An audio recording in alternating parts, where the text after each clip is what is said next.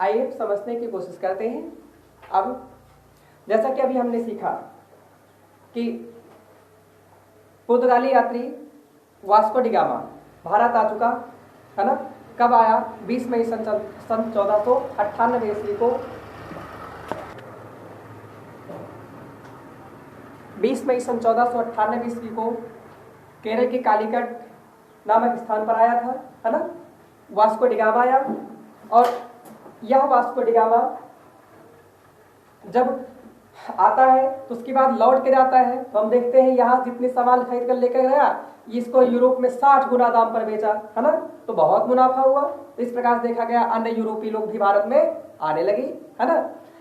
दोबारा Vasco D gamma कब आता है? 1502 ईस्वी में, है ना। और तीसरी बार कब आता है? 1524 ईस्वी में आता है वायस राय बन करके। याद रखेंगे, वायस राय बन करके। वायस राय क्या है इनको सब समझते होंगे, आप पीछे पढ़ चुके हैं। तो वायस राय बन करके भारत में आया तो 24 में मर गया, ठीक है। तो फर्जी आ गए थे, वहीं पे मरते ज्यादा अच्छा रहता, लेकिन आप आया ना तो लग जाएगा ना। ये आया, कोई समस्या? इस प्रकार से हम देखते हैं भारत में पहला व्यक्ति कौन था। तो ये मैंने पीछे सीख चुके हैं कि एक व्यक्ति जो आया था वो यहाँ के राजाओं का अध्ययन किया, इसमें देखा था कि आपसी में द्वैतता रहती है। तो पुर्तगाल में जाकर के कुछ बातें सिखाई होंगी, है ना। तो वहाँ की सरकार ने, पुर्तगाली सरकार ने जो है एक व्यक्ति को पहली बार भेजा, उसका नाम फ्रांसिस्को डी अल्मीडा है। क्या नाम? Francisco de Almeida. इसको जब भारत में भेजा तो इसको ऐसे नहीं भेजा, कहा हम तुमको प्रथम पुर्तगाली गवर्नर बना के भेजते हैं। क्या भेजते हैं? तो प्रथम पुर्तगाली गवर्नर बना करके। क्या आप ये बता सकते हो, पेपर में सवाल पीछे सीधे सीधे आती है कि प्रथम पुर्तगाली गवर्नर कौन थी, मतलब कौन था? प्रथम पुर्तगाली गवर्नर कौन था? आंसर आपका होगा फ्रांसिस्को डी अल्मीडा, ठीक। Francisco de Almeida. आप गलत नहीं करेंगे, वहां अल्फांसो डी अल्मीडा भी रहता है। अच्छा, इतिहास में अल्फांसो डी अल्मीडा भी पढ़ेंगे। तो प्रथम पुर्तगाली गवर्नर कौन? आंसर आपका होगा फ्रांसिस्को डी अल्मीडा। याद रखेंगे, प्रथम पुर्तगाली गवर्नर फ्रांसिस्को डी अल्मीडा। ये भारत में 1505 से लेकर के 1504 ईस्वी तक जो है भारत पर शासक, मतलब कि गवर्नर के रूप में रहता है। हाँ, 1509 ईस्वी तक। याद रखेंगे, ये प्रथम पुर्तगाली गवर्नर था। कोई समस्या? जब ये भारत आया होगा तो इसकी कुछ ना कुछ समझ जो है किसी न किसी कार्य के लिए भेजा गया होगा ना। तो जैसा कि हम देख सकते हैं कि इसके पहले जो अरब वाले लोग थे, पुर्तगालियों का अर्थात यूरोप वालों को हीन दृष्टि से देखते थे, है ना। लड़ाई के लिए उतावले रहते थे, लेकिन एक बार आवाज लतिया के चला गया। समझ पा रहे, है ना। जिसके तहत हमने देखा कोचीन में कंपनी बनी 1530 में, है ना। 1505 में कन्नूर में कंपनी बनी ना, स्थापित हुई। तो इनका काम खत्म हुआ। तो इसका उद्देश्य क्या था? क्या हुआ? इसका उद्देश्य क्या था? ये पुर्तगाली सरकार के अंतर्गत ये भेजा गया था कि जाओ तुम हमारी पुर्तगाली जो कंपनी ना, इसकी रक्षा करो, जा रही पुर्तगालियों लोगों की रक्षा करो जा करके, ठीक। तो आप देखेंगे ये केरल तक है, केरल तक इंपॉर्टेंट याद रखें। केरल तक को हम मालाबार तट के नाम से जानते हैं। क्या नाम से जानते हैं? मालाबार तट के नाम से जानते हैं, ठीक। एक सागर माला परियोजना आप पीछे पढ़ चुके हैं। तो यहाँ पर जैसे है कंपनी लगी है, ठीक। तो कहा तुम जाओ और जा करके यहाँ पर जो पुर्तगाली लोग व्यापार कर रहे हैं, अर्थात जो कंपनी लगी है व्यापार करने की, इसकी रक्षा करो जा करके, ठीक। तो इसका अल्फांसो डी अल्मीडा का मुख्य उद्देश्य क्या था? जो पुर्तगाली लोग हैं दक्षिण पूर्व एशिया, आप देखेंगे एशिया इस तरह डिवाइड करेंगे तो दक्षिण पूर्व आएगा, है ना।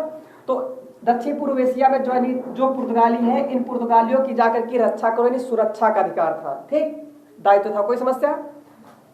तो सुरक्षा के लिए आया था, इसका मुख्य उद्देश्य था। जिसके लिए जैसे आप किसी सुरक्षा करने के लिए, जैसे प्रेजेंट चुनाव चल रहे हैं, है ना, जो सत्ताधारी लोग हैं, वीआईपी लोग हैं, इनकी रक्षा के लिए पुलिस होती है, उसके कोई योजना बनाते ना। ऐसे थोड़ा होता कि जाकर के दरोगा साहब गोलियां मार देंगे, नहीं ना, कोई तरीके होते ना। उसी तरह यहाँ इसने नीति बनाई पुर्तगालियों की रक्षा के लिए। वो कौन सी? उसे हम कहें शांत जल की नीति। क्या?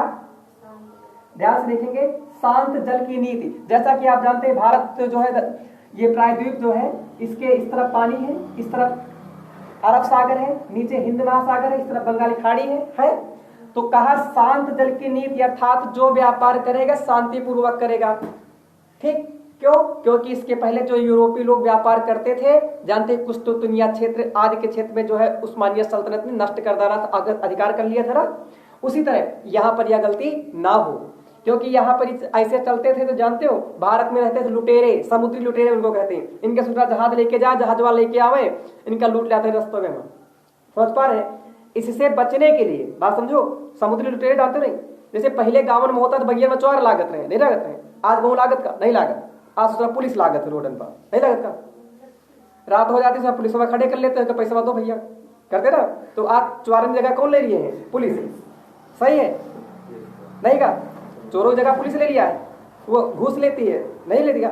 वो एक आध मान लो तुम दिक्कत में हो, 400-500 रुपया दे दो, एक बाद बिना गाड़ी के कागज दौड़ाओ, बिना कागज गाड़ी दौड़ाओ, ठीक। ये तो बस इंसान वही है, बस बढ़िया है। समझ पा रहे ना? सब कुछ बदल गया, बस केवल इंसान नहीं बदला है ना। इंसान की आदत बिगड़ गई, लग जाएगा ये। चलो, तो यहां पर लुटेरे लूट लेते थे, इसलिए इसने यहां पर शांत वाटर यानी शांत जल की नीति अपनाई, जिसे हम कहते हैं अंग्रेजी में blue water policy. Blue water policy लग जाएगा। तो इंपॉर्टेंट सवाल बनती है कि किस पुर्तगाली गवर्नर ने ब्लू वाटर पॉलिसी अपनाई? आंसर आपका होगा क्या होगा? फ्रांसिस्को डी अल्मीडा का, फ्रांसिस्को डी अल्मीडा। तो शांत जल की नीति या ब्लू वाटर पॉलिसी किसने अपनाई? Francisco de Almeida. ये लग जाएगा कि बड़ा इंपॉर्टेंट सवाल है वाला, कहा गया कहा है राजा था ये बड़ा वाली इंपॉर्टेंट सवाल है, इसे याद रखेंगे। फ्रांसिस्को डी अल्मीडा ने क्या अपनाई? शांत जल की नीति। समझ पाए का है खातिर? तो थोड़ा चोरवाना लूटे के जहाज वाले लूट लेते थे, बताओ नुकसान होता था नहीं होता था? लग जाएगा। आगे देखो, आगे हम देखते हैं इसका आगे की क्या रणनीति थी। तो भारत में राज्य स्थापना की नीति जारी रखी, ठीक है। आप जानते हैं, हम लिख लेते हैं पहले ताकि कम समय में हो सके ना। भारत में राज्य स्थापना की नीति जारी रखी, मतलब जैसा कि पीछे अध्ययन हो चुका था, इन लोगों ने यह अध्ययन किया था कि भारत में राजाओं को लड़ा करके हम अपने राज्य को स्थापित कर सकते, व्यापार छोड़ो दूसरा सब पूरा भरते हुए हम आ सकता नहीं कर सकता, ऐसा इन्होंने सोचा था। तो इसके लिए राज्य स्थापना की नीति इन्होंने बनाए रखी। इसके लिए देखिए आगे क्या क्या पहल की गई। तो 1505 ईस्वी में दुर्ग स्थापित कर दिया। कहाँ कहाँ? तो आंसर होगा, ठीक है, अंजा डावा अर्थात अंजा डीवा। क्या? अंजा डीवा एक स्थान का नाम है, ठीक। ये है कन्नूर और किलवा, इनमें अपना एक दुर्ग स्थापित कर दिया। आपसे पूछे नहीं जाएंगे, आज ध्यान देंगे।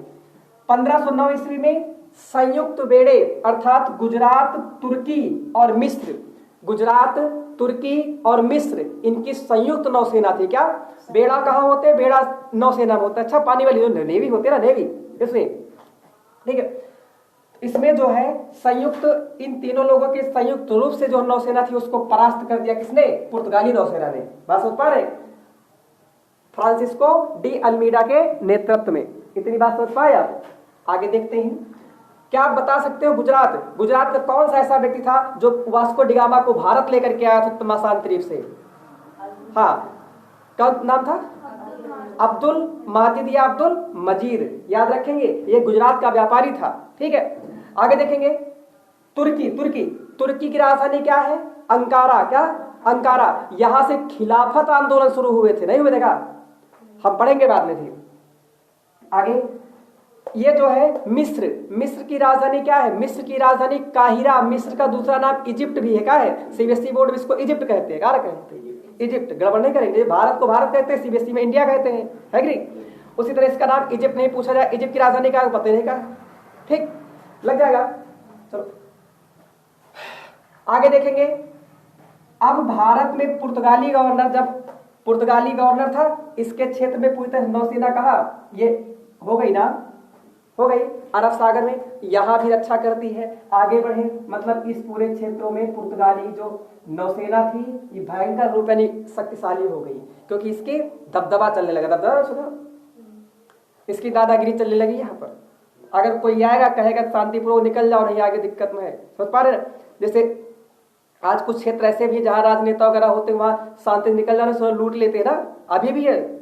अब सोचो जो नेता वगैरह इस तरह के चोर है, नहीं है का? देखो ना, चोर है। अगर किसी के वस्तु को छीन लिया जाए, चोरी के लिए, चोरे तो है, वो कहीं से बड़े बड़े नेता है, है ना, तो बात रखते हैं। आगे देखेंगे तो ये बन गए यहाँ के नेता, समझ पा रहे नहीं। अब यहाँ पर जो कहेंगे वो चलेगा। तो पूरी तरह से हिंद महासागर में नौसेना का अधिकार हो गया, ठीक। पुर्तगाली नौसेना क्या हो गई, पूरी तरह से शक्तिशाली हो गई।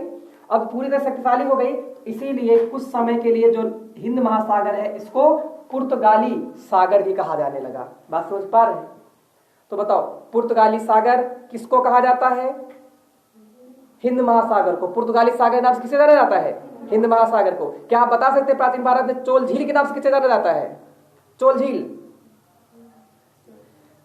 के नाम से किसे जाना जाता है? तो इधर है बंगाल की खाड़ी, हमने देखा राजेंद्र चोल ने बढ़िया अपनाया था ना कसके, तो बंगाली खाड़ी को चोल झील के नाम से जाना जाता है, नहीं जाना जाता, याद रखेंगे। तो अरब सागर क्या कहा जाने लगा? पुर्तगालियों का सागर कहा जाने लगा, याद रखेंगे। तो शांत जल की नीति किसने अपनाई?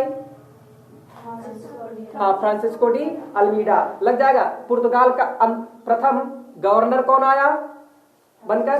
Francisco de Almeida. लग जाएगा। कोई समस्या? अगले भाग में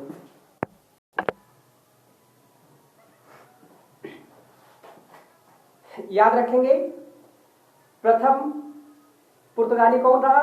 वास्को डी गामा, है कि नहीं? 3 बार आ गए। पुर्तगाली प्रथम गवर्नर कौन नियुक्त होकर करके आया? उसका नाम फ्रांसिस्को डी अल्मीडा का नाम फ्रांसिस्को डी अल्मीडा। अब दूसरे नंबर पर उसकी मुख्य विशेषता क्या थी? ब्लू वाटर पॉलिसी, शांत जल की नीति, है ना। इस प्रकार से हम देखेंगे। दूसरा जो था उसका नाम Alfonso de Albuquerque, not confusion hmm, ठीक है। अल्फांसो डी अल्बुकर्क दूसरा गवर्नर बनकर के कौन आया भारत में? Alfonso de Albuquerque. याद रखेंगे। पहला कब? 1505 से लेकर के 1509 तक था। इस दूसरे कार्यकाल कितना? 1509 से लेकर के 1515 तक, याद रखोगे ना। कोई समस्या? पहला सदने ऊपर देखो, नीचवा ना देखो, जो हम कहलागे ऊपर देखो सदने, है कि नहीं? और हमको नहीं, इसको देखो, लग जाएगा। तो पहला अल्फांसो डी अल्बुकर्क दूसरे नंबर का पुर्तगाली गवर्नर बनकर के भारत आई, ठीक है। पहला कौन आई? फ्रांसिस्को डी अल्मीडा, याद रखेंगे, ठीक है। इसका समय कितने समय तक रहा? तो 1509 से 1515 तक, ठीक है। इसकी विशेषता, भारत में पुर्तगाली शक्ति का वास्तविक संस्थापक, इंपॉर्टेंट सवाल है। भारत में वास्तविक शक्ति कहे तो जिसके समय में ज्यादा विस्तार हुए, विकास हुए, वही तो वास्तविक ना। जैसे रायबरेली का, भाई रायबरेली सदर का पूछा जाए, सदर का सबसे ज्यादा, सदर का वास्तविक विधायक कौन है? अबे तक का नहीं कोनो, समझ पा रहे? कोनो दूसरा विकास है नहीं किया कोनो ठीक ठाक, तो अबे लगभग नहीं है। रायबरेली का जिसे पूछा जाए वास्तविक सांसद कौन है? अबे नहीं है, कन्फर्म नहीं, ठीक। तो आगे देखो, भारत में पुर्तगाली शक्ति का वास्तविक संस्थापक किसे कहा जाता है? भारत में पुर्तगाली शक्ति का वास्तविक संस्थापक, इंपॉर्टेंट सवाल है, आंसर होगा आपका अल्फांसो डी अल्बुकर्क, याद रखेंगे। आगे देखेंगे। सर्वप्रथम ये पहली बार जो है 1503 ईस्वी में जहाजी बेड़े का नायक बनकर के आया था। नायक कहे तो कैप्टन ना। ये कोचिन में इसने अपनी क्या बनाई थी? दुर्ग बनाया। दुर्ग कहे तो किला, ठीक, किला कहे तो बड़ा सा गहरा है ना। ये 1509 ईस्वी में भारत में गवर्नर बनकर के ये आया। आगे 1510 ईस्वी में जब भारत में आया, जब गवर्नर बनके, तो सोचा होगा हमारे पास पावर तो है, ये बात समझो। जैसे आप हो, मान के चलो आप ये सोचते हो कि अगर हमको, शायद हम डीएम होते, हम ये कर लेते, वो कर लेते। मान लो तुम डीएम कुर्सी तुमको मिल गई, तो क्या करोगे? समझ पा रहे? तो आप जो सोचोगे उसको वास्तविकता में परिवर्तित करोगे ना। तो वही, ये अब तो पावरफुल है, गवर्नर बन के आया है। गवर्नर बन के आया तो ये आया तो बगल में जो बीजापुर था, एक बीजापुर आप मराठा साम्राज्य पढ़ चुके हैं ना, वही बीजापुर कर्नाटक में तहारत रहा है नहीं। ये इस पर बगल में था गोवा, कौन? गोवा। इस पर एक रहे हैं बीजापुर के शासक यूसुफ आदिल शाह, का नाम था? सुल्तान यूसुफ आदिल शाह, ठीक है। क्या नाम था? तो गोवा पर किसका अधिकार था? बीजापुर के सुल्तान यूसुफ आदिल शाह का अधिकार था। और गोवा उस समय सबसे ज्यादा जो है मतलब शक्तिशाली, यानी शक्तिशाली पोर्ट था, ज्यादा रुपया पैसा यहाँ से इनकम होती थी, ठीक। तो जब आया तो यूसुफ आदिल शाह से छीन लिया, कहा एक काम करो, तुम नाच गाना व्यस्त रहो, जाकर क्या करो व्यापार करने के ना इनसे, अर्थात यूसुफ आदिल शाह से जो है किसने? गोवा छीन लिया। याद रखेंगे। तो गोवा पर पुर्तगालियों का अधिकार कब हुआ? तो 1510 में। इंपॉर्टेंट है, याद रखना। गोवा पर पुर्तगालियों का अधिकार कब हुआ? 1510 में। यह गोवा को पुर्तगालियों ने किससे छीना? तो आप याद रखेंगे यूसुफ आदिल शाह, ये जो है बीजापुर के सुल्तान होते हैं, बीजापुर के सुल्तान होते हैं यूसुफ आदिल शाह। ठीक, इनसे क्या करते हैं? गोवा छीन लेता है, गोवा तुम दे दियो। ठीक है, ये छीन लेता है जबरदस्ती। इंपॉर्टेंट है, याद रखेंगे। इसमें थोड़ा नमो इंपॉर्टेंट है, गोवा इंपॉर्टेंट। गोवा पर पुर्तगालियों का अधिकार कब हुआ? 1510 में। अब सुनो, गोवा पर पुर्तगालियों का अधिकार होगा तो होगा क्या? तो देखो, गोवा पर जब पुर्तगालियों का अधिकार हुआ तो इसने दिमाग लगाया होगा कि अब यहाँ पर कुछ व्यवस्था की जाए। तो जैसा कि इस गोवा में जो रहने वाले लोग थे, यहाँ पर जब अधिकार कर लिया तो यहाँ पर महिला सब जनता इसकी हो गई ना। तो यहाँ की जो इसके गवर्नर तो था ही, जो पुर्तगाली लोग थे, सैनिक कहा एक काम करते हैं सब जने, बात समझ रहा, तुम भारतीय महिला से कर दिया, क्या कर लो? शादी, है ना। सेना वेना में जितने थे, कहा सब जने भारतीय महिला से शादी कर लो और बढ़िया घर वर ये बना ली जाए। सोच पा रहे, हम बन जाए नागरिकता, जैसे संविधान में पढ़ते हैं ना, उसी तरह।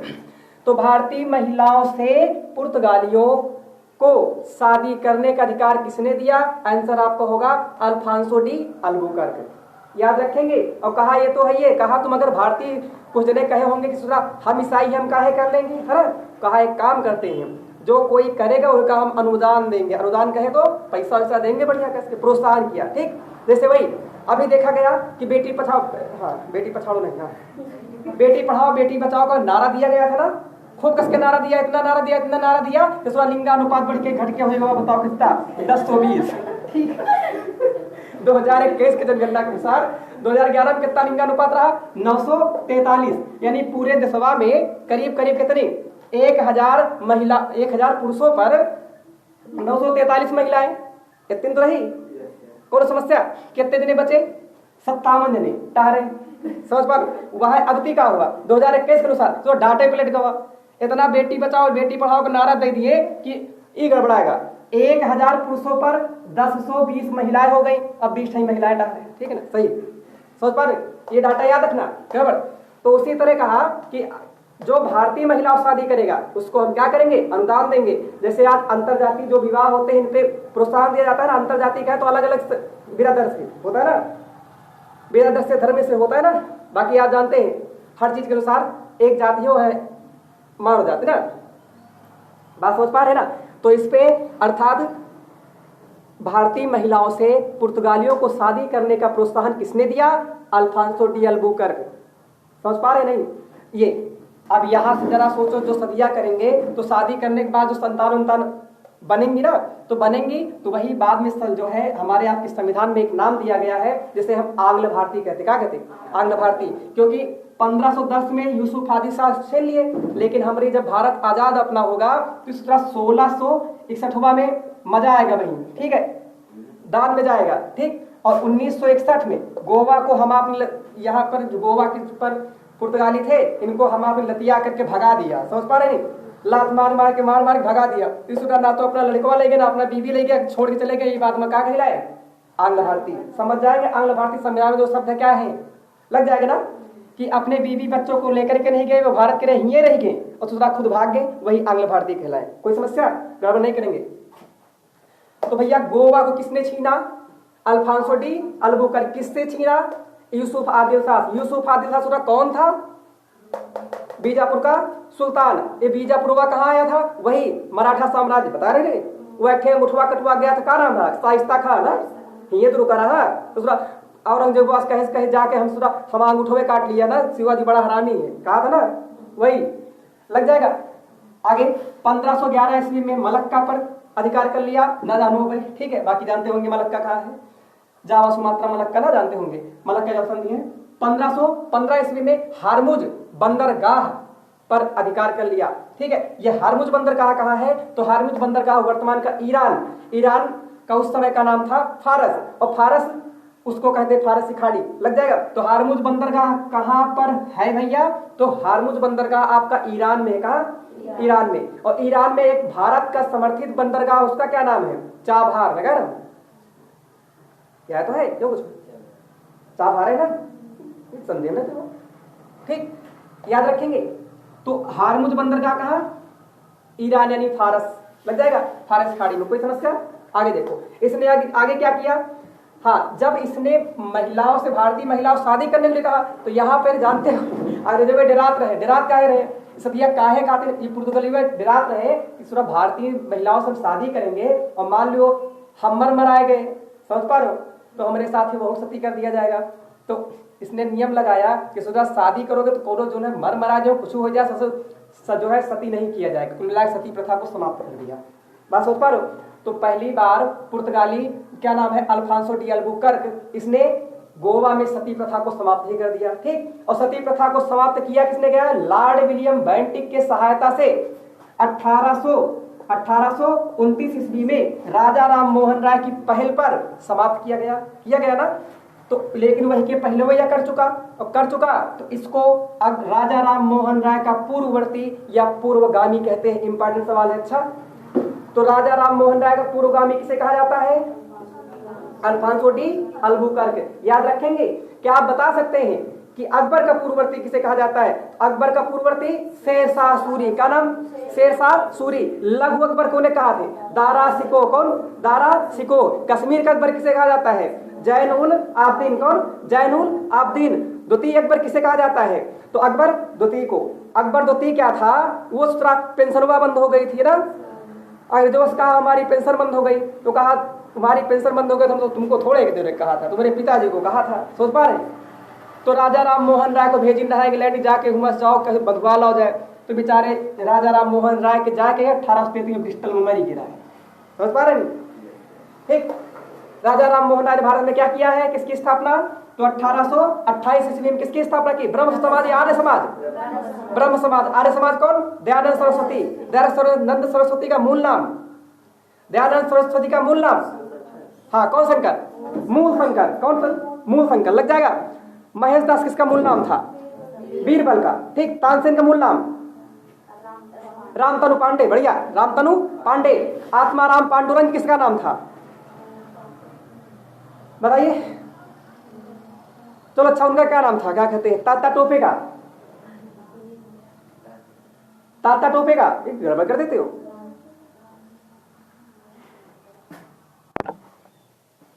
लग जाएगा ना। रामचंद्र पांडुरंग राव किसका मूल नाम है? तात्या टोपे। लग जाएगा। रामचंद्र पांडुरंग राव किसका मूल नाम? तात्या टोपे का। तो धोंधो पंत को नाम रहा, नाना साहब। लग जाएगा। अच्छा, एक सवाल कभी कभी आता है, ढाका। ढाका का पूर्व नाम क्या था? तो ढाका का पूर्व नाम था टिक्का। क्या नाम था? टिक्का। बरम किसका मूल नाम है? बरन। बुलंदशहर, बुलंदशहर का पूर्व नाम बरन देश। लग जाएगा। असम का पूर्व नाम कामरूप। यह तो है। ठीक है, इनको सब जानते रहेंगे तो बताएं, समझ जाएंगे इसका नाम। ठीक है, यहां से हम इसको इरेज करते हैं। लग जाएगा। तो बताओ, गोवा पुर्तगालियों से स्वतंत्र कब हुआ? 1961 में गोवा पुर्तगालियों से स्वतंत्र हुआ। पहली बार सबसे पहले गोवा वाले आए और बाद में लतिया के गोवा वाले सबसे बाद में गए। लग जाएगा। एक सवाल कभी कभी इंपॉर्टेंट है, आ जाता है कि बताइए यूरोपीय लोग जो भारत में इनका आने क्रम क्या है? तो सबसे पहले भारत में अभी पढ़ेंगे पुर्तगाली आए, दूसरे नंबर पर डच आए, तीसरे नंबर पर अंग्रेज आए, चौथे नंबर पर डेनिश, पांचवें नंबर पर फ्रांसीसी। लग जाएगा। कंपनी की स्थापना क्रम पूछा जाए तो पहले पुर्तगाली कंपनी बनी, इस तरह लटक गिरा है। फिर दूसरे नंबर पर कंपनी किसकी स्थापित हुई? अंग्रेजों की। ठीक, ये काहे लटक गए थे बताएंगे। ठीक, कोई समस्या? ब्रेक करते हैं, अब आगे देखते हैं अगला।